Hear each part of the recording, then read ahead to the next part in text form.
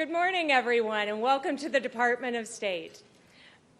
Excellencies, distinguished guests, and colleagues, my name is Kelly Curry.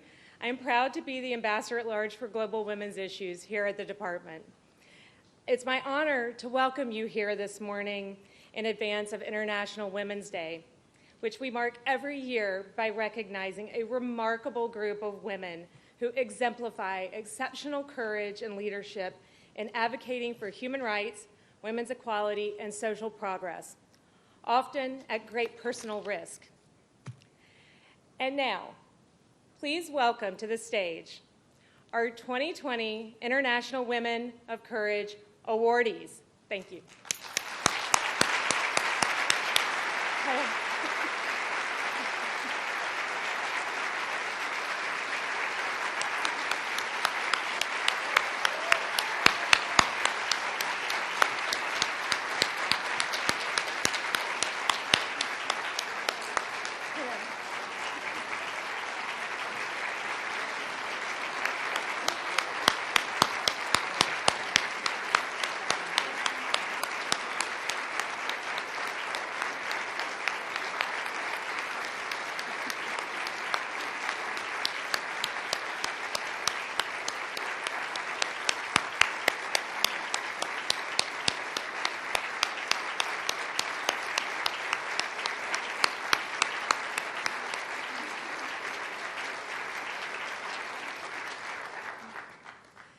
This is one of the most amazing events that we do every year here at the State Department. It's like Christmas, New Year's Eve, and the 4th of July all rolled into one for us.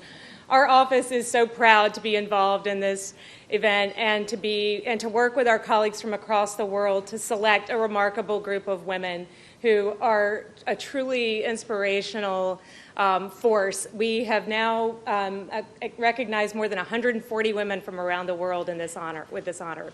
So it is now my great pleasure to welcome the First Lady of the United States, Ms. Melania Trump, and the Secretary of State of the United States, Mr. Michael R. Pompeo.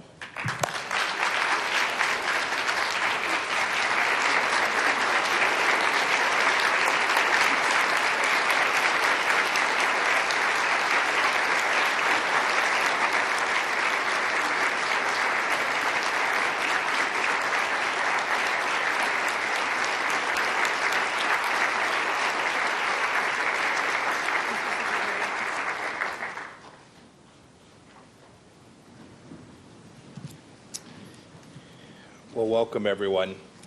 I want to thank Ambassador Curry for your leadership in the Office of Global Women's Issues here at State Department, for helping us to execute President Trump's Women's Global Development Prosperity Initiative.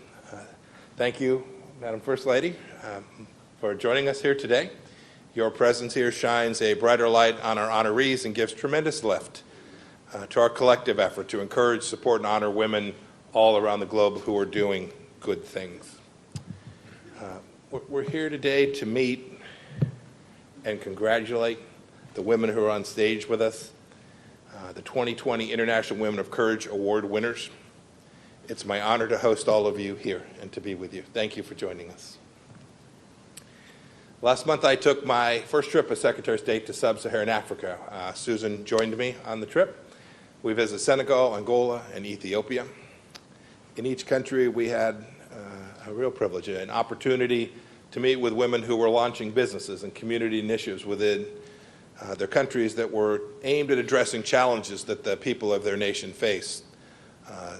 Challenges such as global instability, sporadic internet service, lacking a skilled workforce. One young woman in Ethiopia shared how her enthusiasm for fledgling business growth was dashed. It was proving nearly impossible for her to find land and a structure to relocate her manufacturing operation, things that included basics like electricity and water, things that we take for granted in other places in the world. She persevered and now employs 40 people and exports artisanal products all across Europe. Another young woman taught herself how to code at the age of 9 by watching YouTube videos. Today, she's a partner at an investment firm, helping to empower and train entrepreneurs all across the world. Look, she's clearly intellectually gifted, But her successful start meant that she had to also aggressively pursue her own path forward. We also had the opportunity when we were in Riyadh to meet with women business leaders. These are women in business. They are starting businesses, and they are involved in their community in amazing new ways. And they're doing this all the while advocating and implementing fundamental changes to their societies. Women are integrating into the workforce and holding positions that were not imaginable even a few years ago. Women are driving, women are attending leisure time events, and this change has come swiftly. When we asked one of the businesswomen how the men in her family were responding to these changes, she said, "It's great. My brother told me he was sick of driving me around."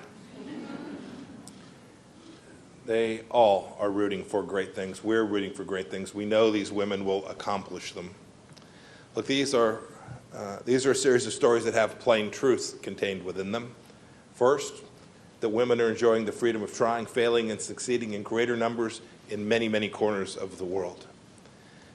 Second, women want to be less of a discussion issue or a trend, and instead want more real opportunities to lead business and to be involved in their communities as leaders. And finally, the world needs women who continue to be willing to take risks and summon courage. And unquestionably, today's awardees are doing just that. This morning, you're going to get to meet some amazing people. Attorneys protecting basic rights in difficult places, journalists exposing corruption, activists ending the horror of female genital mutilation. We will also meet fighters for religious freedom and peacemakers in some of the most dangerous parts of the world. The women up here are all different, no two the same, but they share a deep belief in the fundamental dignity of every human being. Amin Akuliani is a survivor of the Assad regime's torture campaign.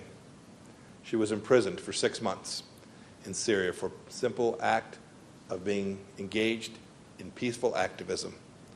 Forced from her home and then her country, living under constant threat as a refugee, she continues to actively be engaged in advocating for human rights, for democracy, and for peace in her country.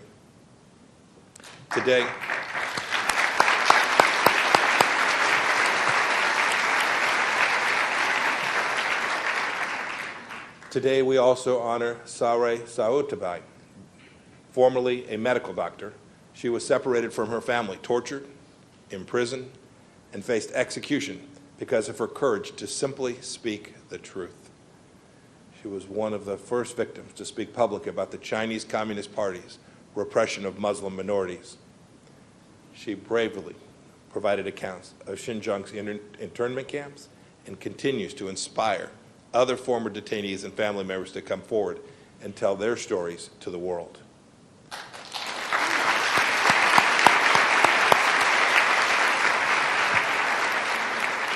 These two women and 10 others on this stage are faces of courage who humble and inspire us all. Now, not all women go through the same hardships we'll hear about this morning, but my wife Susan and I, Susan's with me here this morning, she reminds me of the courageous women that we all know. They're our neighbors, they're our friends, they're our colleagues. Every time I talk about this, Susan reminds me of the fact that my grandma, Grace, who grew up helping her dad tend cattle and doing farm chores in Beloit, Kansas, married my grandpa on October 14th, 1914 at 6:30 a.m. in the morning because he wanted to be at work on time. I did not pull that stunt on Susan. Grandma Grace cooked. She did laundry. She tended a huge garden. She was the PTA president 4 times. She led multiple Girl Scout troops. She was a precinct committee woman. She made almost all of her children's clothing.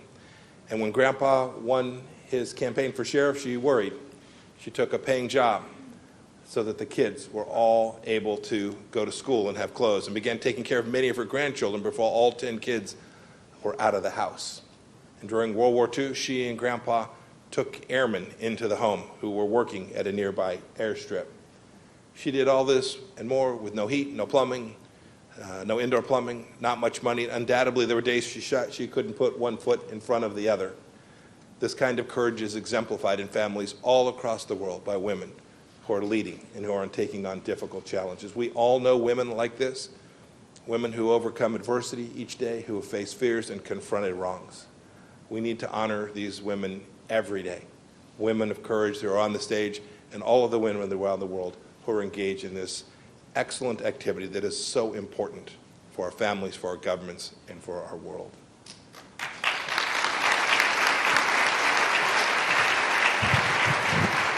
And now I want you to meet someone who isn't an everyday woman, but rather someone that is known in all corners of the world. The first event she hosted at the White House after her husband's inauguration was for International Women's Day. She traveled solo to 4 countries in Africa, meeting with children and families. 2 years ago, she launched the Be Best Awareness Campaign, an effort to support the well-being of our youth. She represents our country with enormous warmth and elegance and grace to hundreds of world leaders abroad and at the White House. We've seen her at the president's side, consoling Americans at times of tremendous loss and tragedy. We spotted her on the tarmac at 2 a.m. to welcome home returning American hostages. And we've seen her face light up when she's hugging children around the world and here at home. And while I'm guessing that she is happiest being called Barron's mom, please join me in welcoming the First Lady of the United States of America, Melania Trump.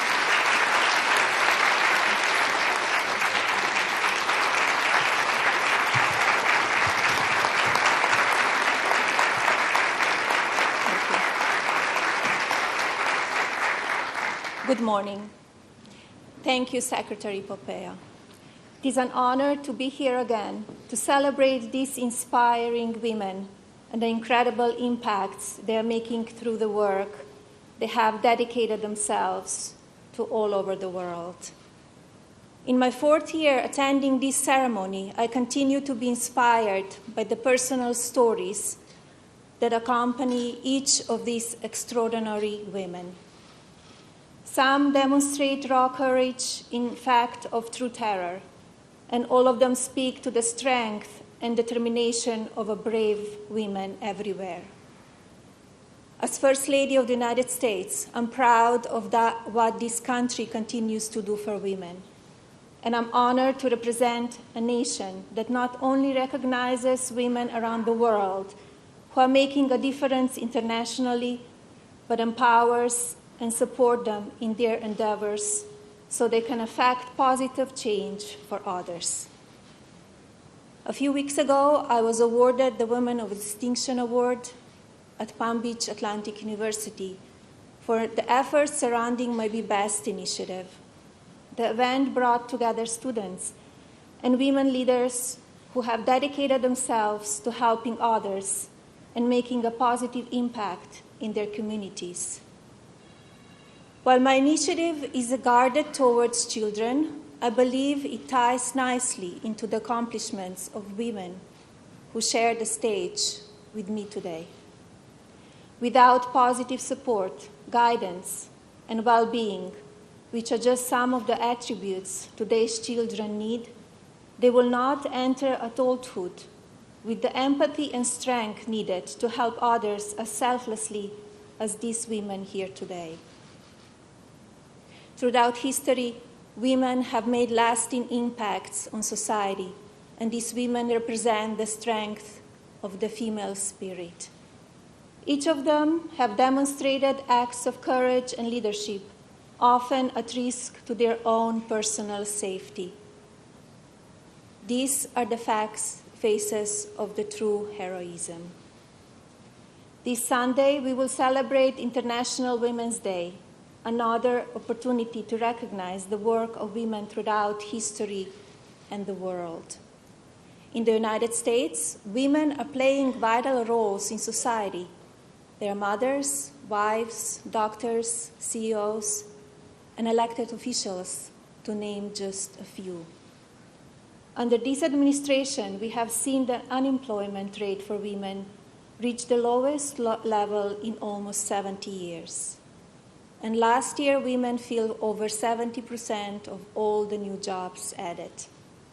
This is a big step forward for women and their vital contributions to the workplace.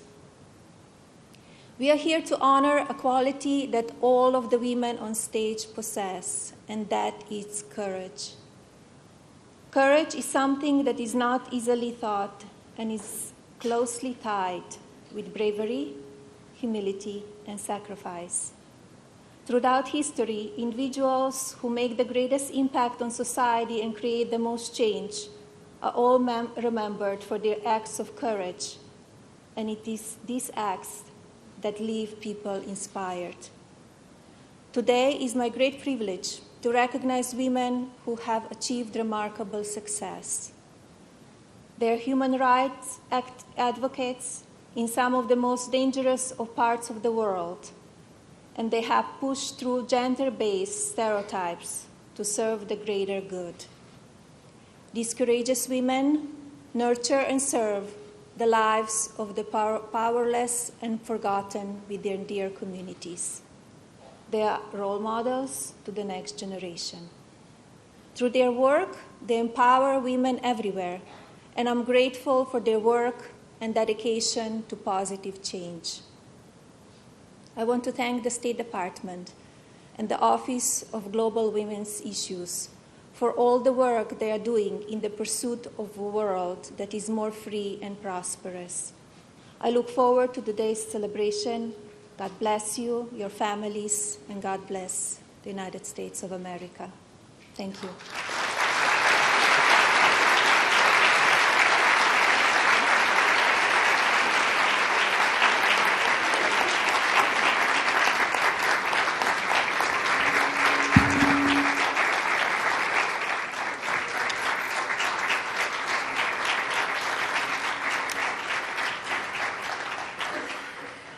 Thank you to Secretary Pompeo and First Lady Melania Trump for their wonderful remarks.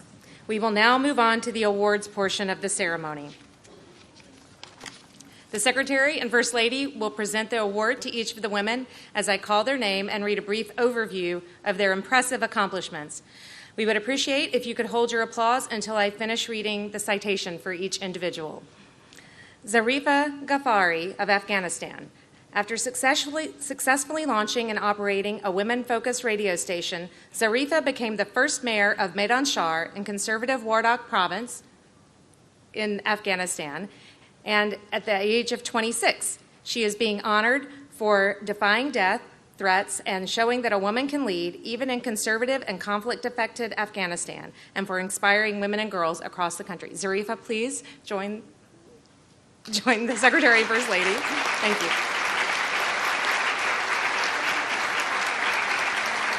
Lucy Kacharian of Armenia. As a dedicated journalist, Lucy is being honored for raising awareness and leading a movement against gender-based violence, championing the rights of children with mental health issues, and emerging as a leading voice fighting discrimination against women and children. Lucy, please join the Secretary and the First Lady.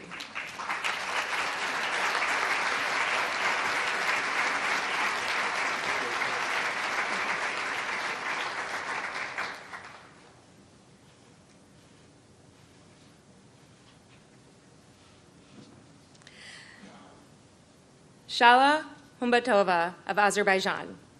A dedicated human rights lawyer, Shala is being honored for her work defending fundamental freedoms in Azerbaijan, including for marginalized groups, and being a strong advocate for her clients in politically sensitive cases, despite significant personal and professional risk.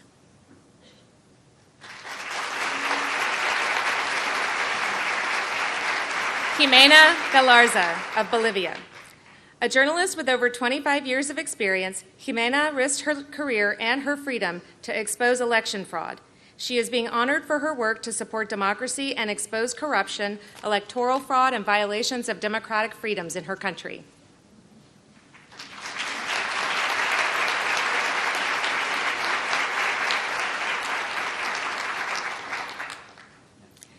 Claire Ouadrago of Burkina Faso. Claire is the president of Sangma Association for Women's Development. She is being honored for her visionary efforts and leadership to promote positive solutions to eliminate female genital mutilation and cutting, and her role in empowering women in rural areas, even as Burkina Faso has descended into a state of ongoing insecurity.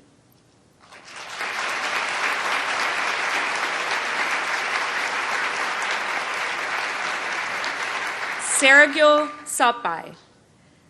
Born in the Ela Kazakh Autonomous Prefecture of Xinjiang and now living in Sweden, Sergül is being honored for her bravery in standing up against the oppression of the Chinese Communist regime and not backing down from her commitment to others. Sergül became one of the first victims in the world to speak publicly about the repressive campaign against Muslims and ethnic minorities in Xinjiang, and her testimony was among the first evidence to reach and spark an international response.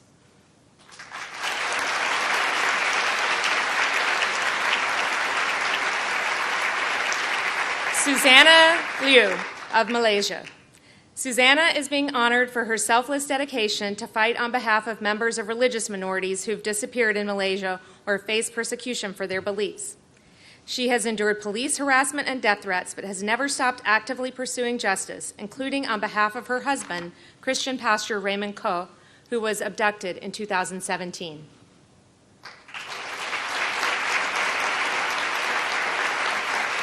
Amaya Copens of Nicaragua.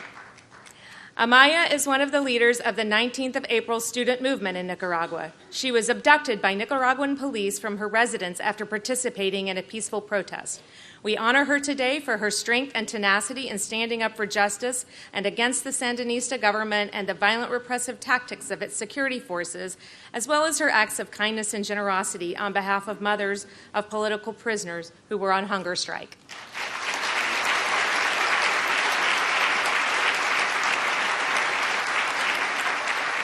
Jalila Haider of Pakistan.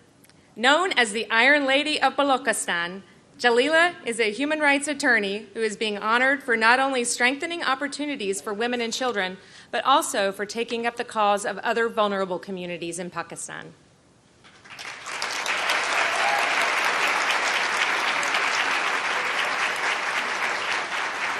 Amina Kulani of Syria.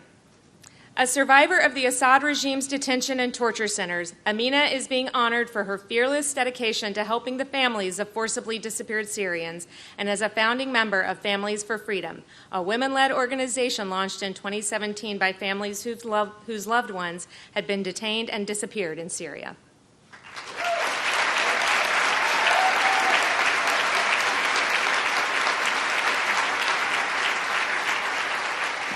Yasmin Al-Qari of Yemen.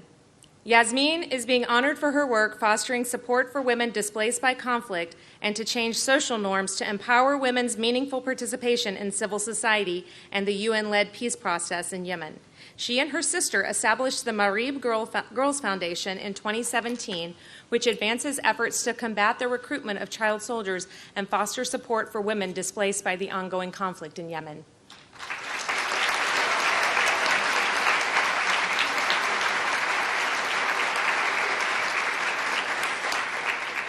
Dr. Rita Nyampinga of Zimbabwe. A steadfast human rights defender and activist, Rita is being honored for her protection of and respect for the rights of prisoners, especially women in detention, and for fighting for a fair and just legal system in Zimbabwe.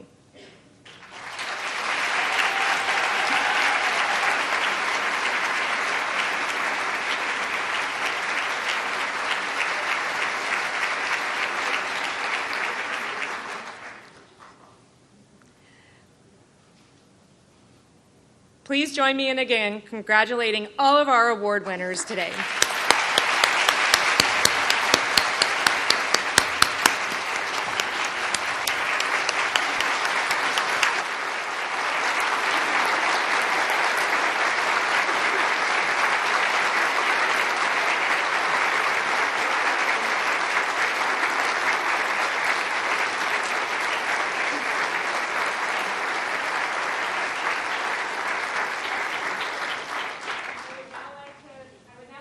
Zarifa Ghaffari of Afghanistan to the lectern to deliver brief remarks on behalf of our group of awardees.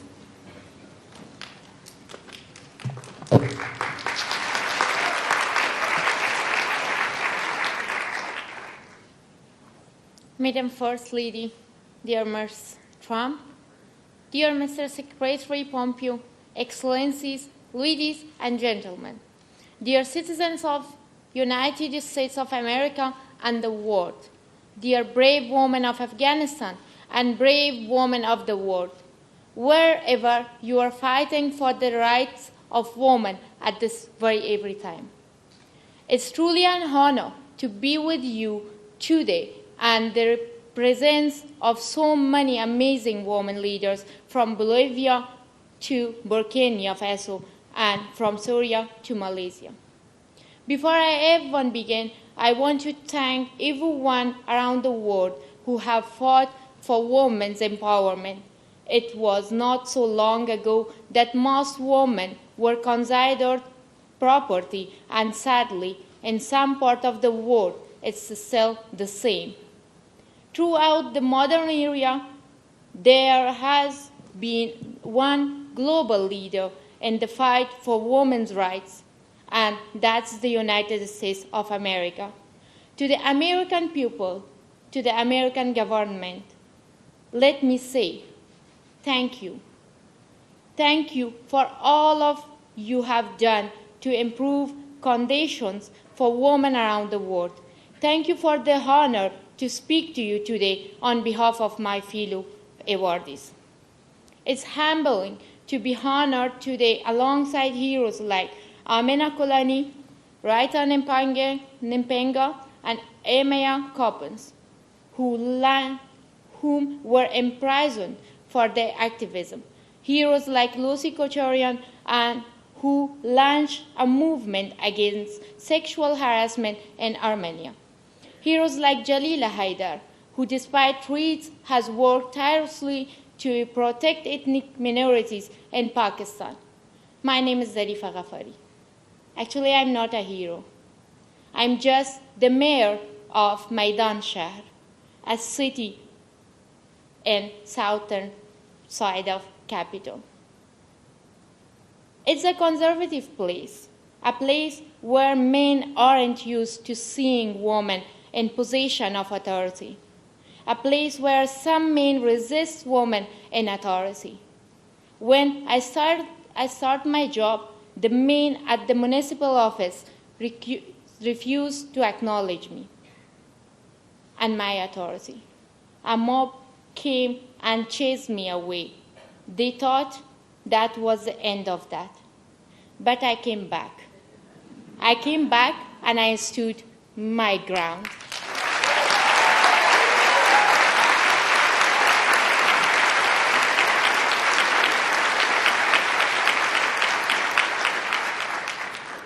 A few years ago, I would not have expected that they would ever hear me and my voice.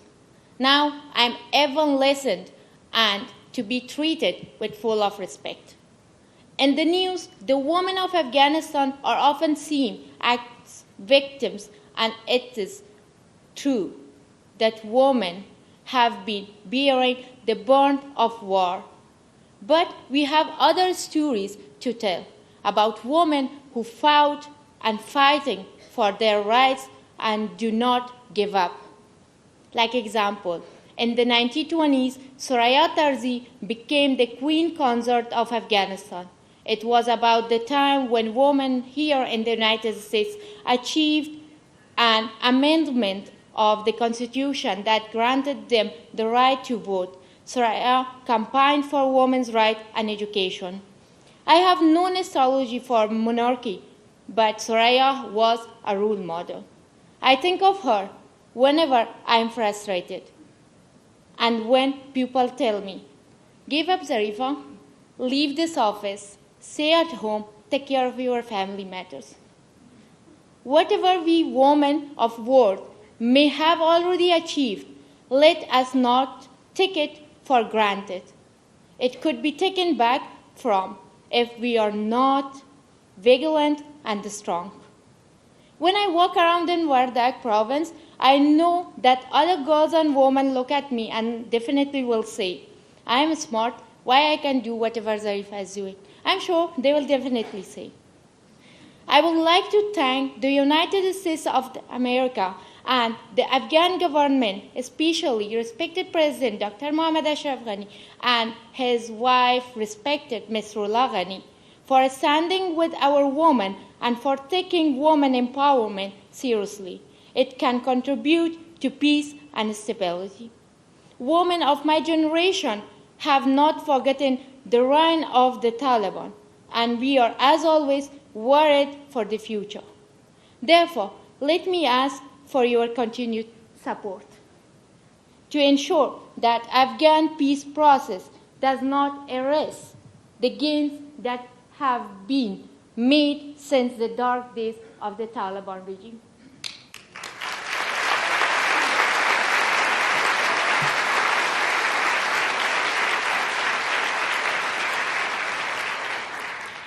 Good luck, love, and respect to all of you. Remember us, and God bless you all.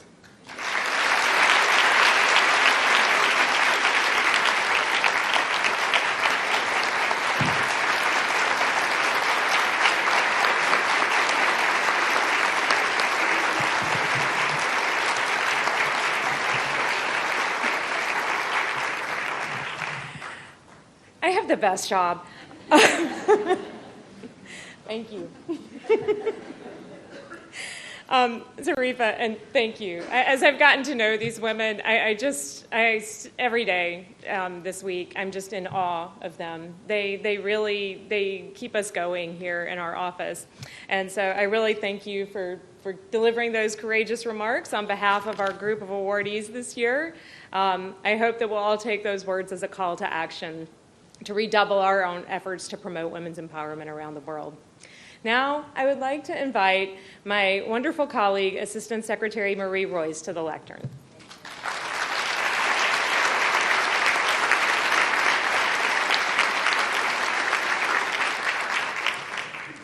Good morning, esteemed guests. Thank you, Mrs. Trump, Secretary Pompeo, and Ambassador Curry for your leadership and support of the International Women of Courage. On behalf of the Bureau of Educational and Cultural Affairs, or ECA, I have the great pleasure of joining you to celebrate this year's remarkable awardees. The International Women of Courage not only received this prestigious award, but they also participate in an ECA exchange program called the International Visitor Leadership Program, or IVLP, which is celebrating its 80th anniversary this year. After this week in Washington, the awardees will travel across the United States to meet with their American counterparts. At ECA, we move people to move ideas. From Jackson, Mississippi, to Tulsa, Oklahoma, to my hometown of Los Angeles, California, these outstanding women of courage will engage with Americans to move ideas and develop innovative solutions to our shared global challenges. I'd like to share a story regarding an alumna, Melaboho Molefe of Botswana. A rising professional basketball player, Melaboho became a wheelchair user after a brutal attack. She has since dedicated her life to advocating for survivors of gender-based violence. During her IVLP, she traveled to Denver, Colorado, where she met with local lawmakers and the police department, and they discussed state and federal laws protecting victims of gender-based violence. Inspired by her IVLP, Melaboho continues her work in Botswana, where she now works with her government to strengthen laws that protect other victims. And this is just one story of how ECA empowers women both in the United States and also abroad. Now to the awardees. As you prepare to travel to 14 cities in all regions across the United States, know that the people of the United States, American people, share your vision for positive change. We support your continued efforts. And after you return to your countries, you will be a member of a global network of over 2 million ECA alumni who have participated. Yes, thank you. 2 million ECA alumni who have participated in our exchange programs and support you. Congratulations again to each of you. And now I'd like to invite the participants, the awardees, to take a class photo with Secretary Pompeo and Mrs. Trump. Thank you.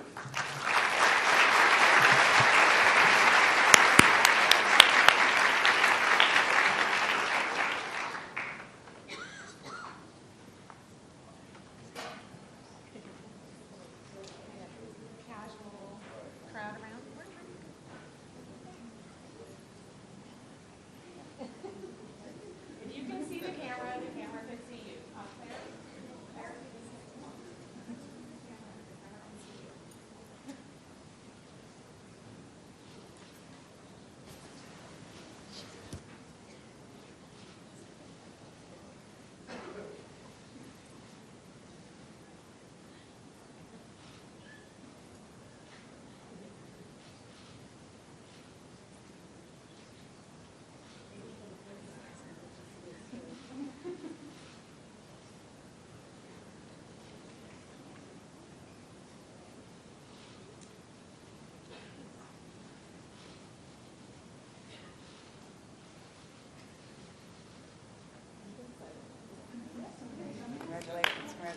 Thank you all for coming. It concludes our ceremony. Please, can everyone please remain seated until the Secretary and the First Lady have departed?